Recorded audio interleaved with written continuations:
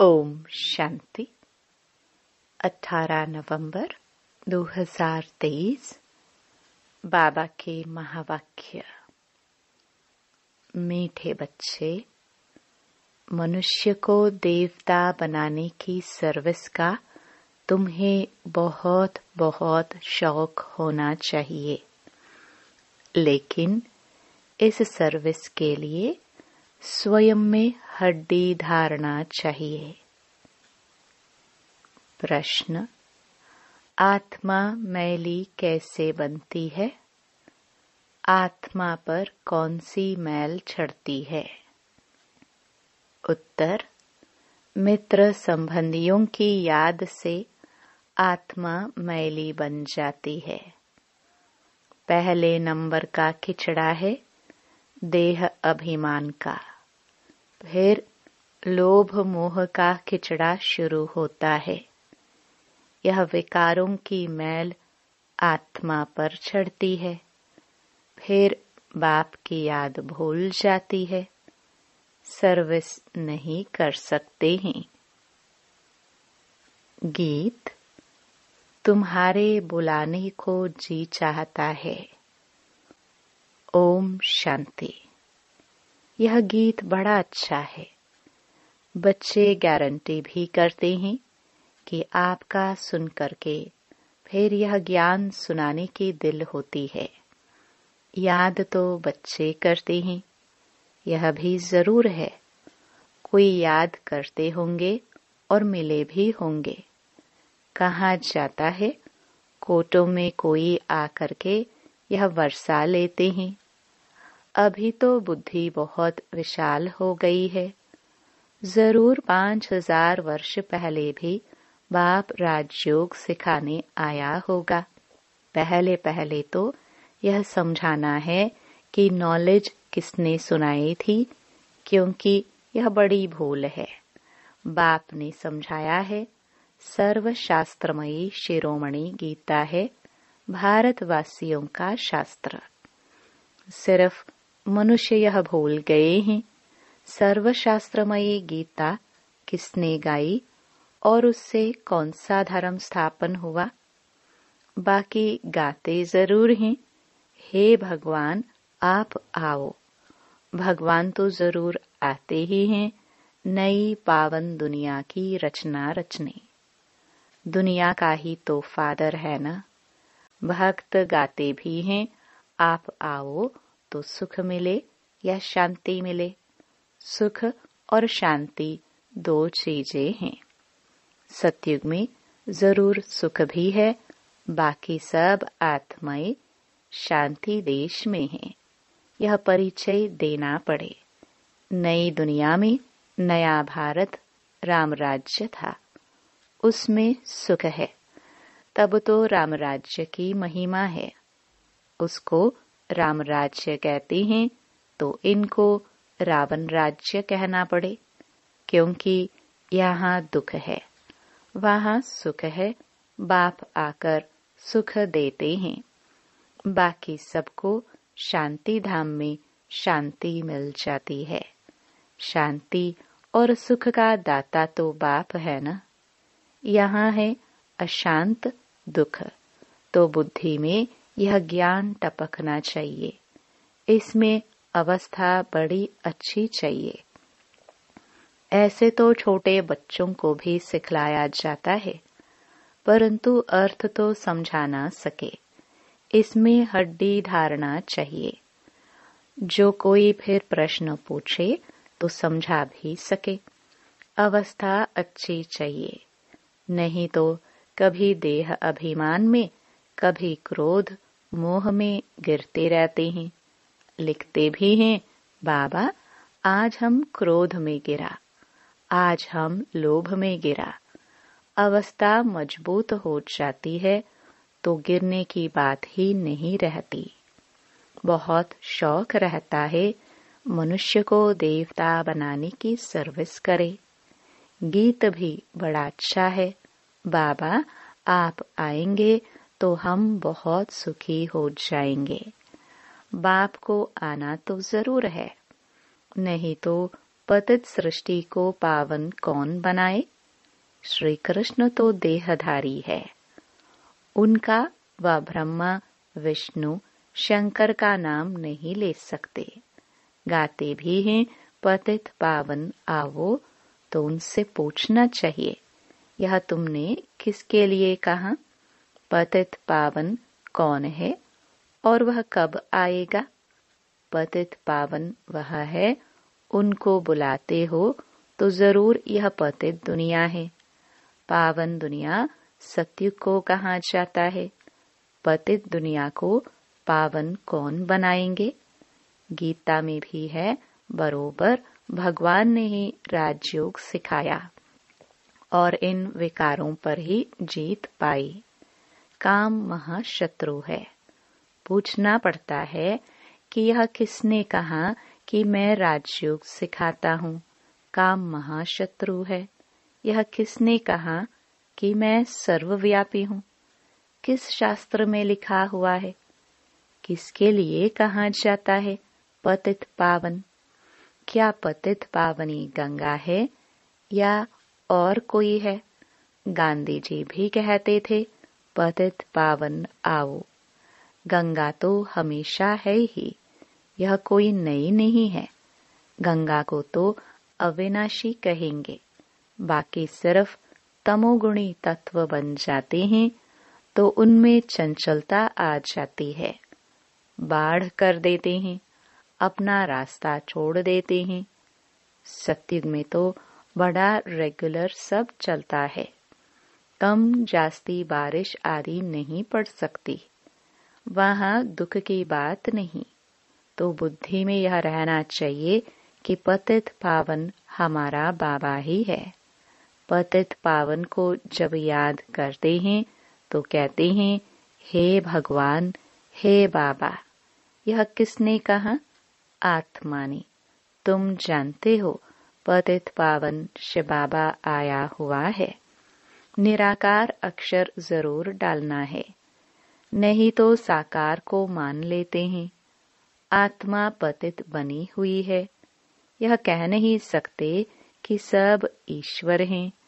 अहम ब्रह्मस्मि या शिवोहम कहना बात एक ही है, लेकिन रचना का मालिक तो एक ही रचता है। भल मनुष्य और कोई लंबा चौड़ा अर्थ करेंगे। हमारी बात तो है ही सेकंड की। सेकंड में बाप का वर्षा मिलता है। बाप का वर्षा है स्वर्ग की राजाई। उनको जीवन मुक्ति कहा जाता है। यह है जीवन बंध। समझाना चाहिए, बरोबर जब आप आएंगे तो जरूर हमको स्वर्ग का, मुक्ति, जीवन मुक्ति का वर्षा देंगे। तब ही लिखते हैं, मुक्ति जीवन मुक्ति दाता एक है। यह भी समझाना पड़े। सतयुग में है ही एक आदि सनातन देवी देवता धर्म। वहाँ दुख का नाम नहीं, वह है ही सुख धाम। सूर्यवंशी राज्य चलता है। फिर त्रेता में है चंद्रवंशी राज्य। फिर द्वापर में है इस्लामी बौद्धि आएंगे। सारा पाठ नोंधा हुआ है। एक बिंदी जैसी आत्मा में और परमात्मा में कितना पाठ नोंधा हुआ है। शिव के चित्र में भी यह लिखना पड़ता है कि मैं ज्योतिर्लिंगम जितना बड़ा नहीं हूँ। मैं तो स्टार मिसल हूँ। आत्मा भी स्टार है। गाते भी हैं, भ्रुकुटी के बीच में चमकता है अजब सितारा। तो वह आत्मा ही ठहरी। मैं भी परम पिता परम आत्मा हूँ, परंतु मैं सुप्रीम पतित पावन हूँ। मेरे गुण अलग हैं, तो गुण भी सब लिखने पड़े। एक तरफ शिव की महिमा, दूसरी तरफ श्री कृष्ण की महिमा। ऑपोजिट बातें ही। अक्षर अच्छी रीति लिखना पड़े, जो मनुष्य अच्छी रीति से पढ़कर समझ सके। स्वर्ग और नरक, सुख और दुख, चाहे श्री कृष्ण का दिन और रात कहो, चाहे ब्रह्मा का कहो, सुख और दुख कैसे चलता यह तो तुम जानते हो। सूर्यवंशी है 16 कला, चंद्रवंशी है 14 कला। वह संपूर्ण सतो प्रधान, वह सतो। सूर्यवंशी ही फिर चंद्रवंशी बन जाते हैं। सूर्यवंशी फिर त्रेता में आएंगे तो जरूर चंद्रवंशी कुल में जन्म लेंगे, भल राजाई पद लेते हैं। यह बातें बुद्धि में अच्छी रीति बैठानी चाहिए। जो जितना याद में रहेगा, देही अभिमानी होगा तो धारणा होगी। वह सर्विस भी अच्छी करेंगे। स्पष्ट कर किसको सुनाएंगे, हम ऐसे बैठते हैं, ऐसे धारणा करते हैं, ऐसे समझाते हैं, ऐसे ऐसे विचार सागर मंथन करते हैं और उनको समझाने के लिए सारा समय विचार सागर मंथन चलता रहेगा। जिनमें ज्ञान नहीं उनकी बात तो अलग है, धारणा नहीं होगी। धारणा होती है तो सर्विस करनी पड़े। अभी तो सर्विस बहुत बढ़ती जाती है, दिन प्रतिदिन महिमा बढ़ती जाएगी। फिर तुम्हारी प्रदर्शनी में भी कितने आएंगे, कितने चित्र बनाने पड़ेंगे, बहुत बड़ा मंडप बनाना पड़े। यूं तो इसमें समझाने के लिए एकांत चाहिए। हमारे मुख्य चित्र हैं ही झाड़, गोला और यह लक्ष्मी नारायण का चित्र। राधे कृष्ण के चित्र से इतना समझ नहीं सकते कि यह कौन है। इस समय तुम जानते हो कि हमको अब बाप ऐसा पावन बना रहे हैं। सब तो एक जैसे संपूर्ण नहीं बनेंगे। आत्मा पवित्र होगी, बाकी ज्ञान थोड़े सब धारण करेंगे। धारणा नहीं होती तो समझा जाता है यह कम पद पाएंगे। अभी तुम्हारी बुद्धि कितनी तीक्ष्ण हो गई है। नंबर वार तो हर क्लास में होते ही है। कोई तीखे, कोई ढीले, यह भी नंबर वार हैं। अगर कोई अच्छे आदमी को 3rd ग्रेड समझाने वाले मिल जाए तो वह समझेंगे यहाँ तो कुछ है ही नहीं। इसलिए पुरुषार्थ किया जाता है कि अच्छे आदमी को समझाने वाला भी अच्छा दिया जाए। सब तो एक जैसे पास नहीं होंगे। बाप के पास तो लिमिट है। कल्प कल्प इस पढ़ाई की भी रिजल्ट निकलती है। मुख्य 8 पास होते हैं, फिर 100, फिर हैं 16,000, फिर प्रजा। उनमें भी साहूकार, गरीब सब होते हैं। समझा जाता है इस समय यह किस पुरुषार्थ में है, किस पद को पाने लायक हैं। टीचर को पता तो पड़ता है। टीचर्स में भी नंबरवार होते हैं। कोई टीचर अच्छा है तो सब खुश हो जाते हैं कि यह पढ़ाते भी अच्छा है, प्यार भी अच्छा करते हैं। छोटे सेंटर को बड़ा तो कोई बड़ा टीचर ही बनाएगा ना। कितना बुद्धि से काम लेना पड़ता है। ज्ञान मार्ग में अति मीठा बनना है। स्वीट तब बनेंगे जब मीठे बाप के साथ पूरा योग होगा तो धारणा भी होगी। ऐसे मीठे बाबा से बहुतों का योग नहीं है, समझते ही नहीं। गृहस्थ व्यवहार में रहते बाप से पूरा योग लगाना है। माया के तूफान तो आएंगे ही। कोई को पुराने मित्र संबंधी याद आएंगे, कोई को क्या याद पड़ता रहेगा। तो मित्र संबंधियों आदि की याद आत्मा को मैला करा देती है। किचड़ा पड़ने से फिर घबरा जाते हैं। इसमें घबराना नहीं है, यह तो माया करेगी, खिचड़ा पड़ेगा ही हमारे ऊपर। होली में खिचड़ा पड़ता है ना। हम बाबा की याद में रहे तो खिचड़ा नहीं रहेगा। बाबा को भूले तो पहला नंबर देह अभिमान का खिचड़ा पड़ेगा।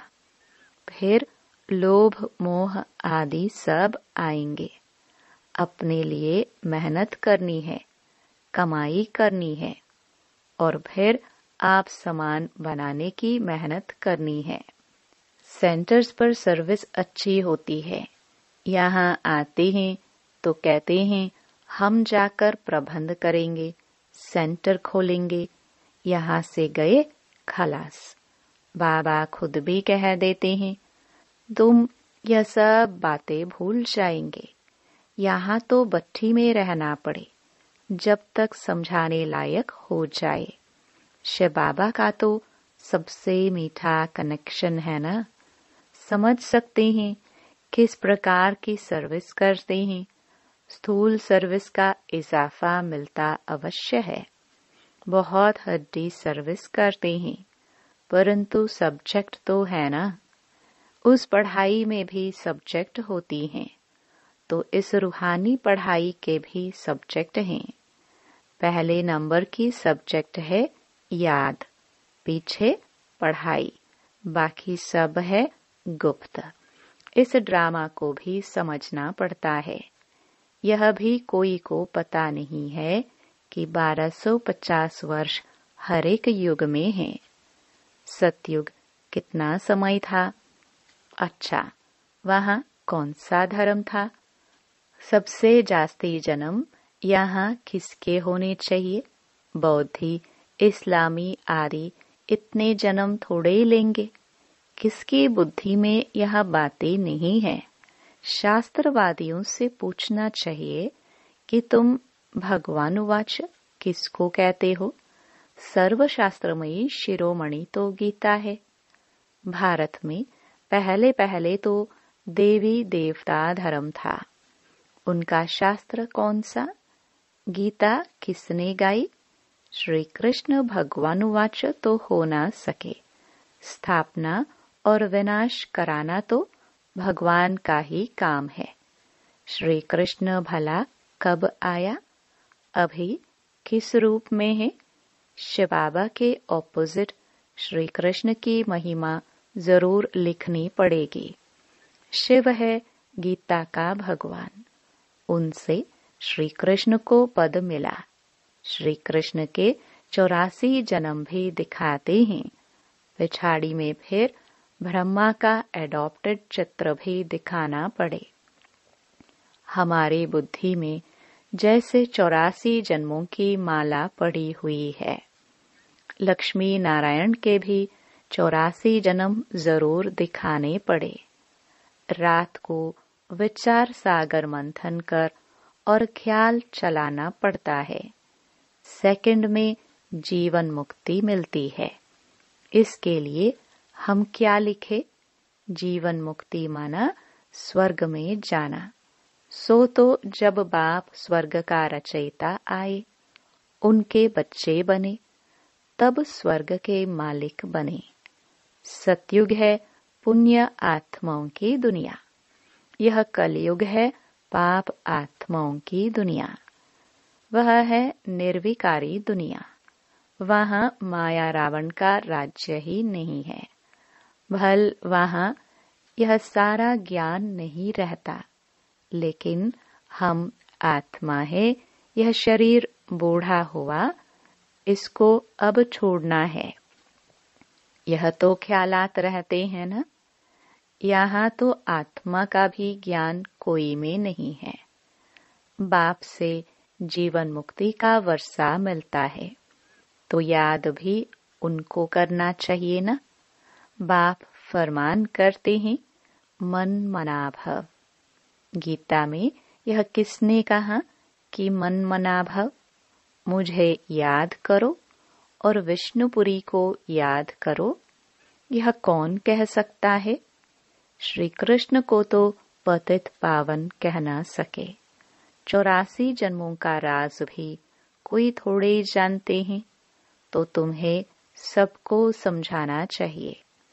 तुम इन बातों को समझकर अपना और सबका कल्याण करो तो तुम्हारा मान बहुत होगा।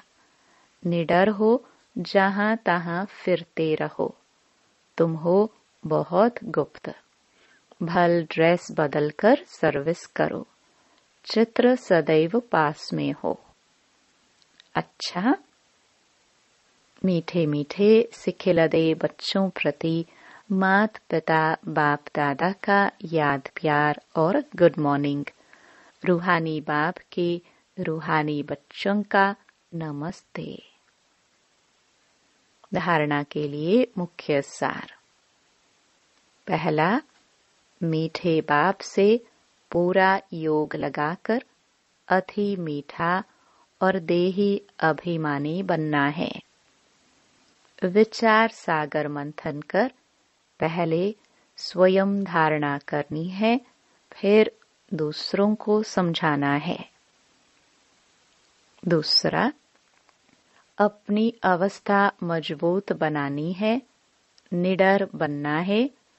मनुष्य को देवता बनाने की सर्विस का शौक रखना है।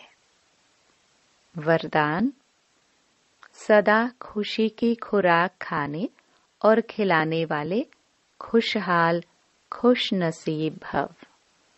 आप बच्चों के पास सच्चा अविनाशी धन है, इसलिए सबसे साहूकार आप हो। चाहे सूखी रोटी भी खाते हो, लेकिन खुशी की खुराक उस सूखी रोटी में भरी हुई है, उसके आगे कोई खुराक नहीं। सबसे अच्छी खुराक खाने वाले, सुख की रोटी खाने वाले आप हो, इसलिए सदा खुशहाल हो। तो ऐसे खुशहाल रहो जो और भी देखकर खुशहाल हो जाए, तब कहेंगे खुशनसीब आत्माएं। स्लोगन, नॉलेजफुल वह है जिसका एक भी संकल्प व बोल व्यर्थ न जाए। ओम शांति।